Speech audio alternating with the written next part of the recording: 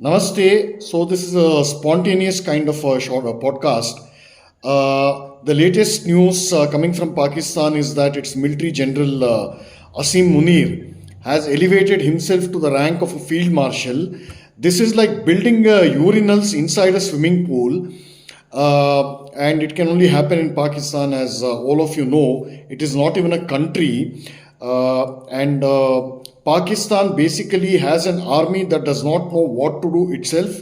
It barely has a functioning government for what it's worth, and what we are looking at, what we are seeing in Pakistan, is a state of almost absolute anarchy, which becomes even clearer when we consider what all Pakistan has lost in its mad and insane quest to achieve a perfect Islamic state, which supposedly existed in the 7th century.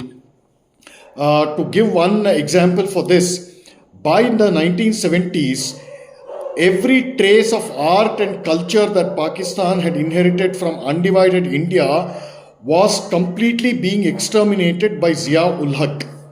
And the extermination of Hindustani classical music, it is perhaps the most representative of Pakistan's willful embrace of medieval tribalism based on Islamic bigotry, because for centuries large parts of what became Pakistan were actually great centers of Hindustani gharanas, and today you barely find a Pakistani Muslim musician who sings Hindustani classical music.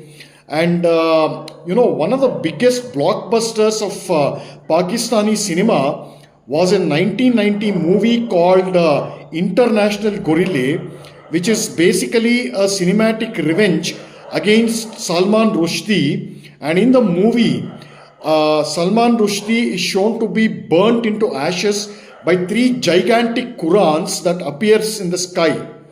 So, the fact that it became a blockbuster shows exactly the kind of stuff that Pakistani public enjoys in the name of cinema, and its current state of chaos is entirely self inflicted. And I think we should allow them to continue on this suicidal path till this rogue nation no longer exists on the face of the earth.